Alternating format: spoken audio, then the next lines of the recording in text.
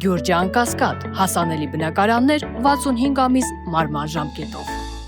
Պարոն Քոչարյան, խմբակցության հայտարարության մասին հիշեցրեցիք։ Խմբակցության հայտարարության մեջ բավական ուշագրավ էր մի հատված, որ խմբակցությունը, Հայաստան խմբակցությունը ընդգծել էր, որ սա թիրախավորում է եւ Հայաստան խմբակցությանը եւ նաեւ ձեզ այս գործընթացը։ Ձեզ ով է փորձում թիրախավորել, որովհետև մենք դրանից հետո տեսանք ընդդիմադիր շրջանակներում փոխադարձ քննադատություններ եւ հիմնական հարցերից մեկն այն էր, որ թեկնածու խնդիր կա ընդդիմադիր դաշտում եւ չեն կողմնորոշվում ընդդիմադիրները, դրա համար քննադատության սլաքները նաեւ ուղղում ձեր դեմ։ Իդեպ հիշեցնեմ, որ նաև պատիվ ունեմ խմբակցության ղեկավարը, երբ որ հարց հնչեց լրագրողների կողմից, որ ենթադրենք Ռոբերտ Քոչարյանը թեկնածություն առաջադրվի, դուք ինչպես կվարվեք, նրանք ասացին, որ կողմ կքվեարկել։ Ինչու են ձեզ թիրախավորում։ Սկսենք այդտեղից։ Առաջինը հենց իրեն շեֆը ասաց, որ հանգիստ թողեք Քոչարյանին։ Եվ ենթադրում եմ, որ սա առաջերտին պետք է կուսակիցներին վերաբերվեր, հետո այսպես կուսակցական շրջանակներից ավելի դուրս։ Բայց պատիվ ունեմը ինքը իրենք հայտարարեցին, որ իրենք տեխնացու չունեն։ Տարօրինակ չի թվում, թե կուսակցությունը, որը երկար տարիներ եղել է իշխող կուսակցություն, տեխնացություն չունի։ Օրինակ իմ մոտ հարց առաջացնում։ Համապատասխան որակներ ունեցող մարդ չունեն, թե չեն ուզում, որովհետև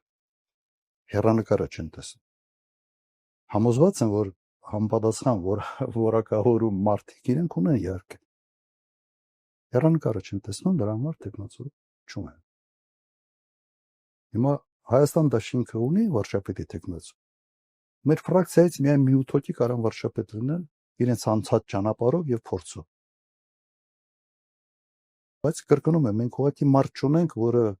48 ժամվա համար պատրաստան նման քայլի գնալ։ Ես չեմ կարծում, որ որևէ լուրջ տեխնացու պատրաստ է ուղղակի մտնել այդպիսի գործընթացի մեջ։ Իմ գնահատականն է։ Հիմա երևի ձեր հարցը դրան է վերա։ Ով է թիրախավորում։ Այո, ով է ձեզ թիրախում։ Նրանց, ովքեր այդ թեման քշում են։ Նախաձեռնողներ եւ կոնկրետ աջակցողներ։ Ես տվյալ դեպքում ենթացեք սա ձեր հանրապետական կուսակցությունն է, ես ենթադրում եմ։ Դե փոխադարձ վիրավորակն է այդ երկու խմբակցություններից էր։ Հիմա իրենք ընտրել են այս մարտավարությունը, թող շարունակեն։ Ինչ վերաբերում է ինձ թիրախավորելուն, ես թիրախավորվելու իմունիտետը արդեն ունեմ, գիտեք, քանի տարի։ Շատ երկար տարիների փորձ ունեմ։ Բայց սա մի առավելություն է տալիս։ Դու չես խոսում, քո մասին սա խոսում։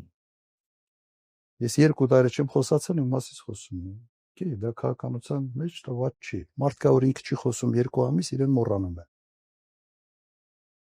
Դėl դեպքում սա դրական կողմն է, թիրախավորելու process-ի դրական կողմն է։ Երևի ազգանուն ասել է։ Հիմա Լևոնը խորհրդարանում մի ելույթ ունեցավ, հանգիստ ելույթ էր։ Հետո 2 ժամ ԿՊԱ-ների կեսը գրվեցին եւ սկսում էին դրա թեման խոսալ։ Եթե Լևոնը մի ելույթով կարող է 30 ԿՊԱ-ական խոսացնել, փայլուն է։